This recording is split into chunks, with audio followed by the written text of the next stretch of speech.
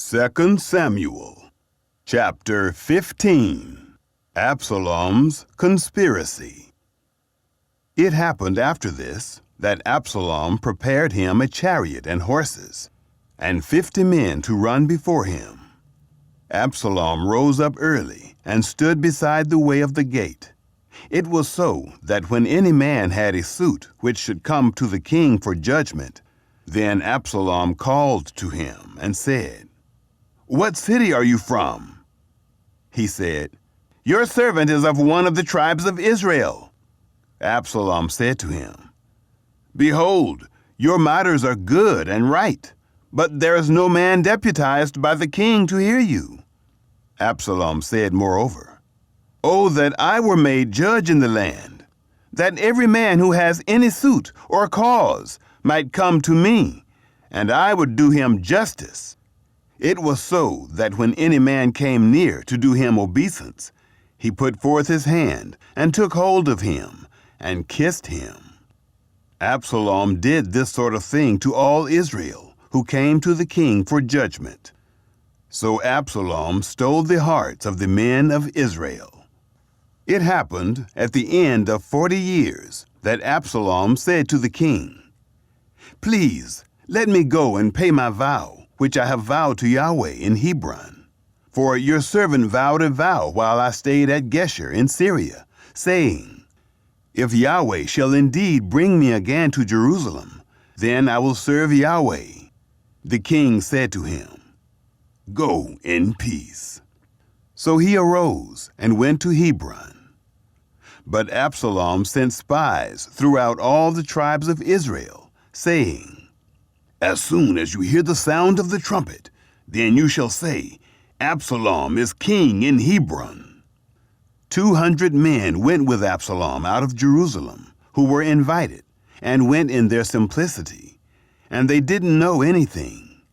Absalom sent for Ahithophel, the Gilonite, David's counselor, from his city, even from Gilo, while he was offering the sacrifices. The conspiracy was strong, for the people increased continually with Absalom. David flees Jerusalem. A messenger came to David, saying, "The hearts of the men of Israel are after Absalom." David said to all his servants who were with him at Jerusalem, "Arise, and let us flee, for else none of us shall escape from Absalom. Make speed to depart, lest he overtake us quickly, and bring down evil on us, and strike the city with the edge of the sword." The king's servants said to the king, "Behold, your servants are ready to do whatever my lord the king chooses." The king went forth, and all his household after him. The king left 10 women who were concubines to keep the house. The king went forth, and all the people after him, and they stayed in Beth-merach. All his servants passed on beside him, and all the Kerethites, and all the Pelethites, and all the Gittites. 600 men who came after him from Gath passed on before the king. Then the king said to Ittai the Gittite, "Why do you also go with us? Return and stay with the king, for you are a foreigner, and also an exile. Return to your own place, whereas you came but yesterday. Should I this day make you go up and down with us, since I go where I may? Return, and take back your brothers. Mercy and truth be with you." Ittai answered the king and said, "As Yahweh lives, and as my lord the king lives, surely in what place my lord the king shall be, whether for death or for life, even there also will your servant be." David said to Ittai, "Go and pass over." Ittai the Gittite passed over, and all his men, and all the little ones who were with him. All the country wept with a loud voice, and all the people passed over. The king also himself passed over the brook Kidron, and all the people passed over, toward the way of the wilderness. Behold, Zadok also came, and all the Levites with him, bearing the ark of the covenant of God. And they set down the ark of God, and Abiathar went up, until all the people finished passing out of the city. The king said to Zadok, "Carry back the ark of God into the city. If I find favor in the eyes of Yahweh, he will bring me again, and show me both it and his habitation. But if he say thus, I have no delight in you, behold, here am I. Let him do to me as seems good to him." The king said also to Zadok the priest, "Aren't you a seer? Return into the city in peace, and your 2 sons with you, Ahimaaz your son, and Jonathan the son of Abiathar. Behold, I will stay at the fords of the wilderness until word comes from you to inform me." Zadok therefore and Abiathar carried the ark of God again to Jerusalem, and they stayed there. David weeps at Mount Olivet. David went up by the ascent of the Mount of Olives, and wept as he went up, and he had his head covered, and went barefoot. And all the people who were with him covered every man his head, and they went up, weeping as they went up. Someone told David, saying, "Ahithophel is among the conspirators with Absalom." David said, "Yahweh, please turn the counsel of Ahithophel into foolishness." It happened that when David had come to the top of the ascent, where God was worshipped, behold, Hushai the Archite came to meet him with his coat torn, and earth on his head. David said to him, "If you pass on with me, then you will be a burden to me. But if you return to the city and tell Absalom, I will be your servant, O king. As I have been your father's servant in time past, so will I now be your servant. Then will you defeat for me the counsel of Ahithophel. Don't you have Zadok and Abiathar the priests there with you? Therefore it shall be that whatever thing you shall hear out of the king's house, you shall tell it to Zadok and Abiathar the priests. Behold, they have there with them their 2 sons, Ahimaaz, Zadok's son, and Jonathan, Abiathar's son, and by them you shall send to me everything that you shall hear." So Hushai, David's friend, came into the city, and Absalom came into Jerusalem. Chapter 16. David and Ziba. When David was a little past the top of the ascent, behold, Ziba, the servant of Mephibosheth, met him, with a couple of donkeys saddled, and on them 200 loaves of bread, and 100 clusters of raisins, and 100 summer fruits, and a bottle of wine. The king said to Ziba, "What do you mean by these?" Ziba said, "The donkeys are for the king's household to ride on, and the bread and summer fruit for the young men to eat, and the wine, that such as are faint in the wilderness may drink." The king said, "Where is your master's son?" Ziba said to the king, "Behold, he is staying in Jerusalem, for he said, 'Today the house of Israel will restore me the kingdom of my father.'" Then the king said to Ziba, "Behold, all that pertains to Mephibosheth is yours." Ziba said, "I do obeisance. Let me find favor in your sight, my lord, O king." Shimei curses David. When King David came to Bahurim, behold, a man of the family of the house of Saul came out, whose name was Shimei, the son of Gera. He came out and cursed still as he came. He cast stones at David and at all the servants of King David. And all the people and all the mighty men were on his right hand and on his left. Shimei said when he cursed, "Begone! Begone, you man of blood and base fellow! Yahweh has returned on you all the blood of the house of Saul, in whose place you have reigned. Yahweh has delivered the kingdom into the hand of Absalom, your son. Behold, you are caught by your own mischief, because you are a man of blood." Then Abishai, the son of Zeruiah, said to the king, "Why should this dead dog curse my lord the king? Please let me go over and take off his head." The king said, "What have I to do with you, you sons of Zeruiah? Because he curses, and because Yahweh has said to him, 'Curse David,' who then shall say, 'Why have you done so?'" David said to Abishai and to all his servants, "Behold, my son who came forth from my bowels seeks my life. How much more this Benjamite now? Leave him alone, and let him curse, for Yahweh has invited him. It may be that Yahweh will look on the wrong done to me, and that Yahweh will repay me good for the cursing of me today." So David and his men went by the way, and Shimei went along on the hillside opposite him, and cursed as he went, threw stones at him, and threw dust. The king and all the people who were with him came weary, and he refreshed himself there.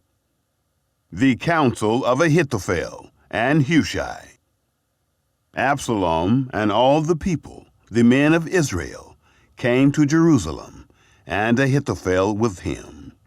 It happened, when Hushai the Archite, David's friend, had come to Absalom, that Hushai said to Absalom, "Long live the king!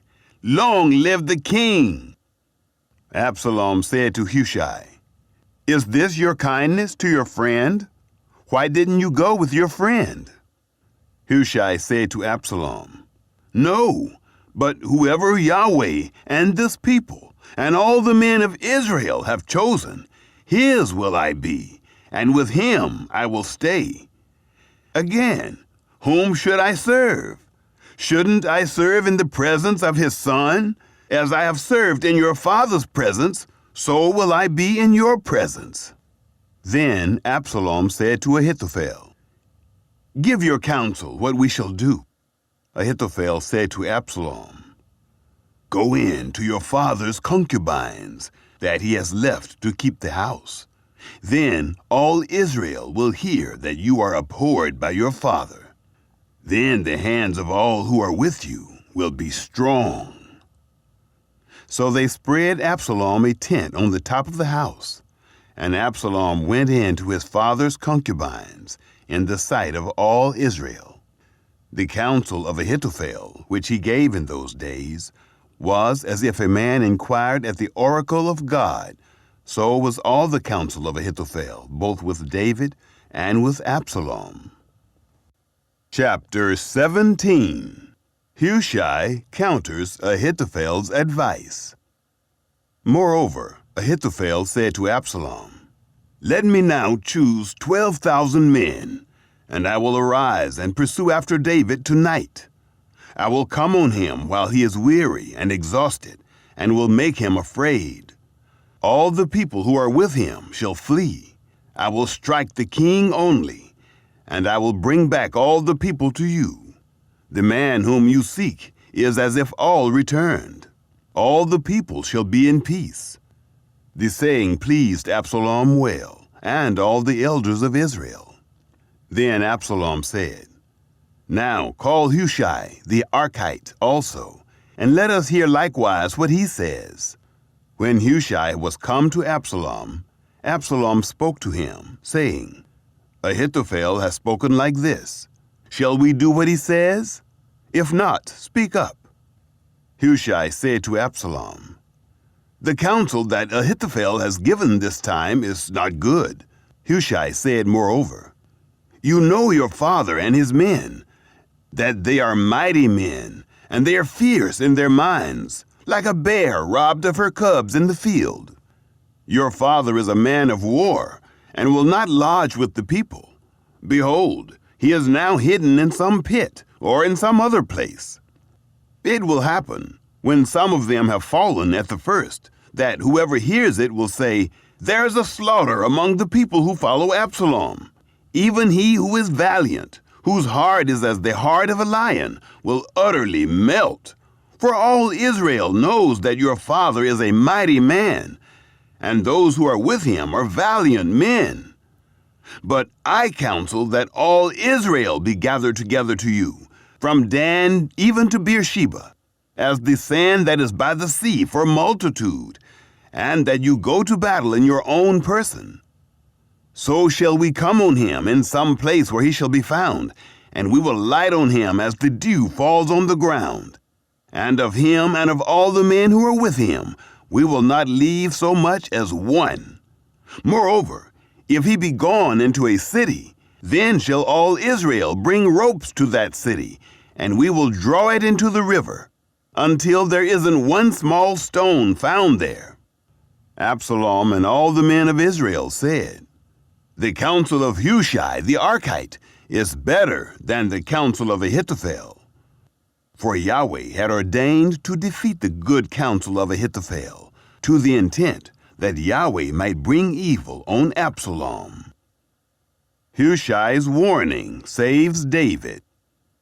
Then Hushai said to Zadok and to Abiathar the priests, Ahithophel counseled Absalom and the elders of Israel that way, and I have counseled this way. Now therefore send quickly and tell David, saying, don't lodge this night at the fords of the wilderness, but by all means pass over, lest the king be swallowed up, and all the people who are with him. Now Jonathan and Ahimaaz were staying by in Rogel, and a female servant used to go and tell them. And they went and told King David, for they might not be seen to come into the city. But a boy saw them, and told Absalom. Then they both went away quickly, and came to the house of a man in Bahurim, who had a well in his court, and they went down there. The woman took and spread the covering over the well's mouth, and spread out bruised grain on it, and nothing was known. Absalom's servants came to the woman to the house, and they said, where are Ahimaaz and Jonathan? The woman said to them, they have gone over the brook of water. When they had sought and could not find them, they returned to Jerusalem. It happened, after they had departed, that they came up out of the well, and went and told King David. And they said to David, arise, and pass quickly over the water, for thus has Ahithophel counseled against you.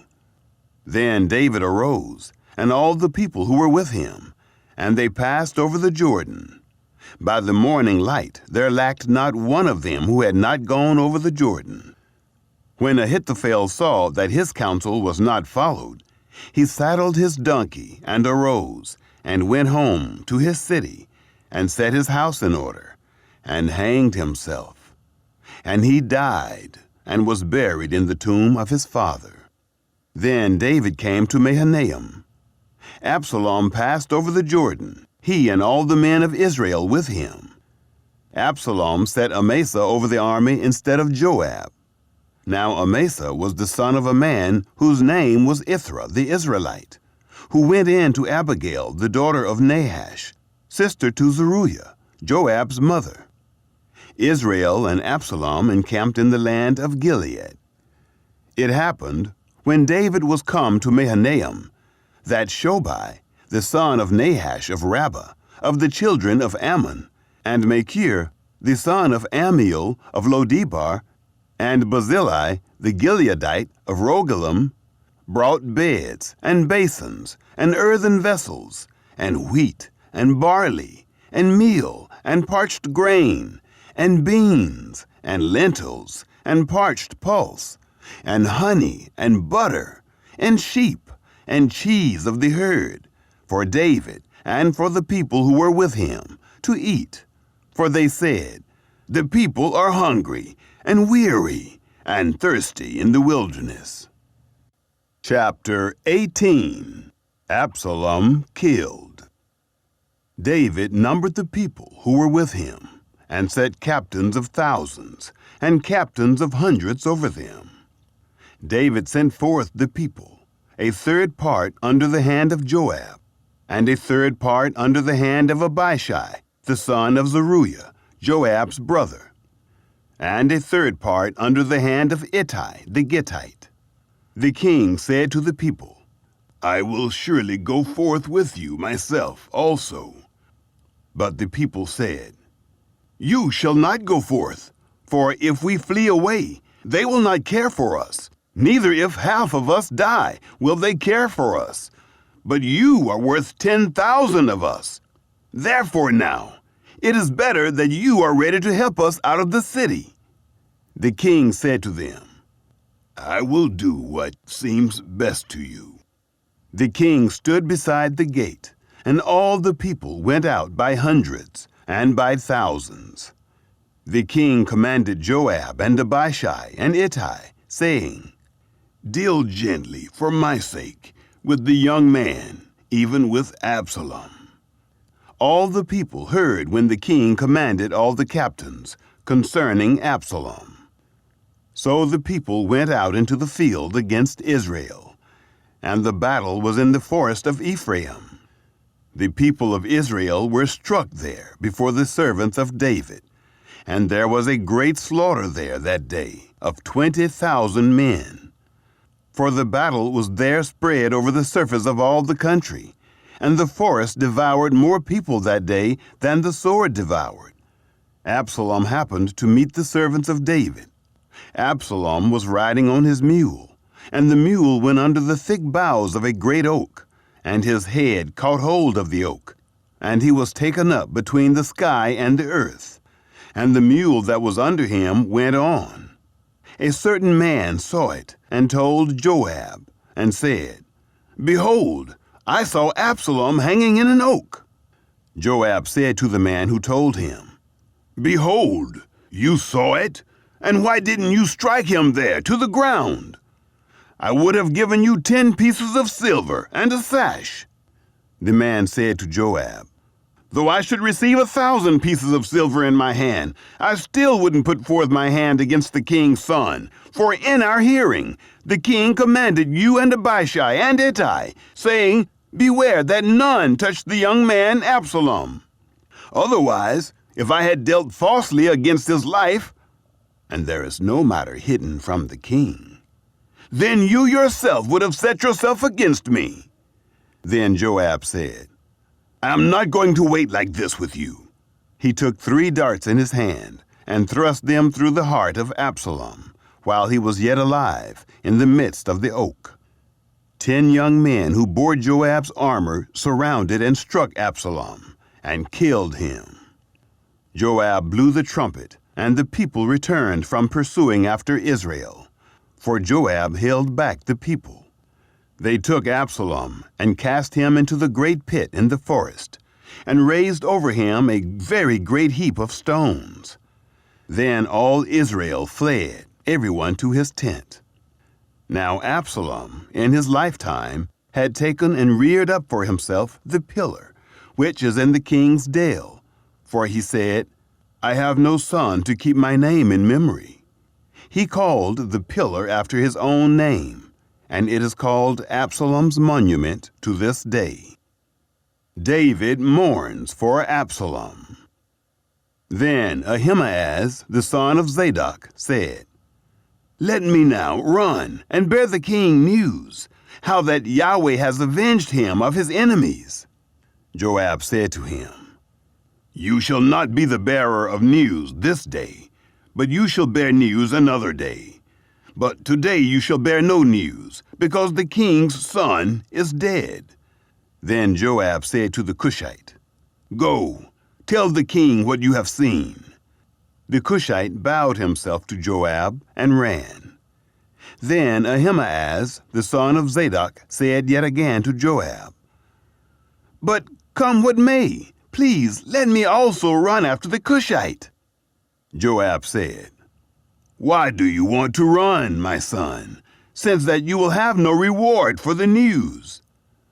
"But come what may," he said, "I will run." He said to him, "Run." Then Ahimaaz ran by the way of the plain and outran the Cushite. Now David was sitting between the two gates, and the watchman went up to the roof of the gate to the wall, and lifted up his eyes, and looked, and behold, a man running alone. The watchman cried and told the king.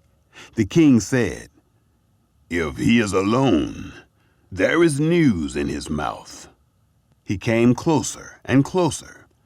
The watchman saw another man running, and the watchman called to the porter and said, "Behold, a man running alone." The king said, "He also brings news." The watchman said, "I think the running of the first one is like the running of Ahimaaz, the son of Zadok."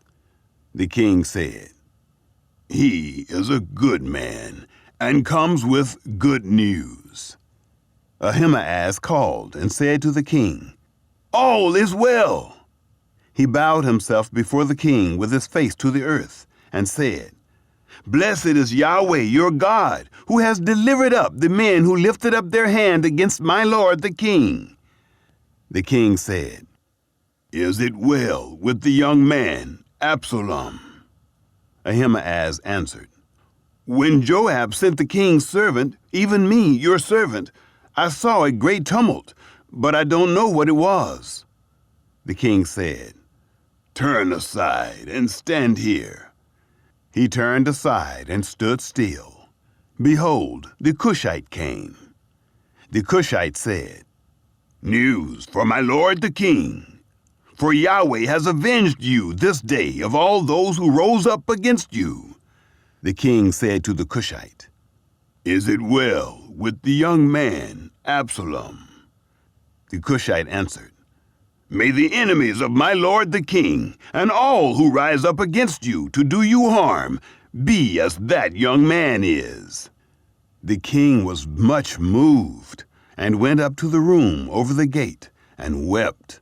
As he went, he said, "My son, Absalom, my son, my son, Absalom.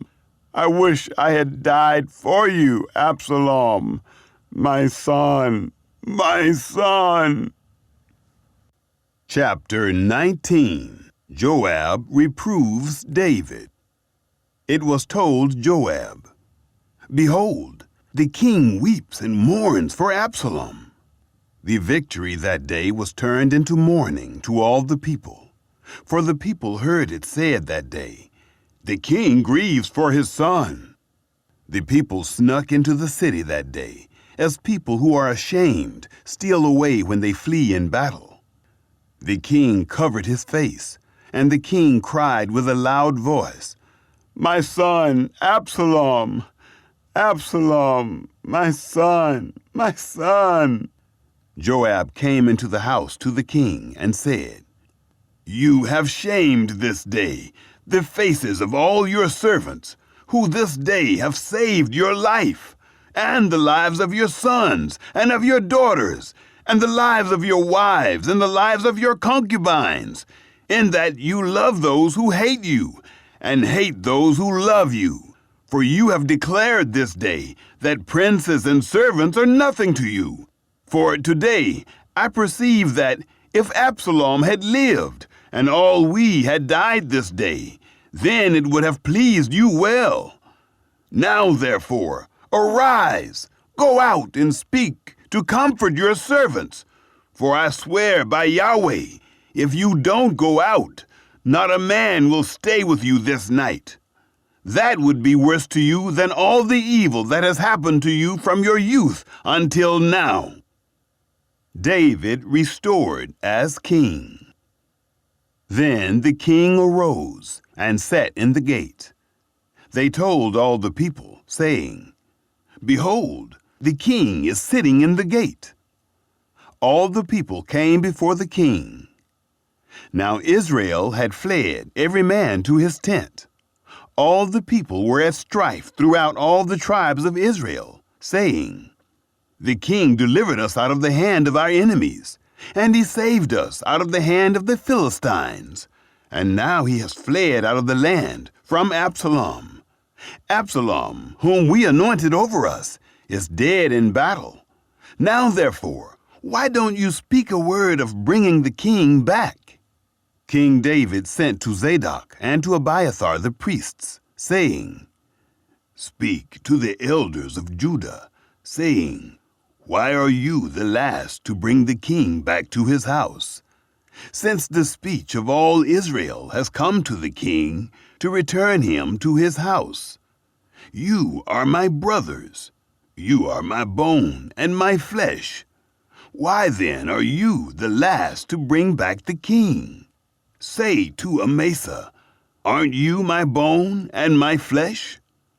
God, do so to me, and more also, if you aren't captain of the army before me continually in the room of Joab." He bowed the heart of all the men of Judah, even as the heart of one man, so that they sent to the king, saying, "Return, you and all your servants." David returns to Jerusalem. So the king returned, and came to the Jordan. Judah came to Gilgal, to go to meet the king, to bring the king over the Jordan. Shimei, the son of Gera, the Benjamite, who was of Bahurim, hurried and came down with the men of Judah to meet King David. There were 1,000 men of Benjamin with him, and Ziba, the servant of the house of Saul, and his 15 sons, and his 20 servants with him. And they went through the Jordan in the presence of the king. Shimei pardoned.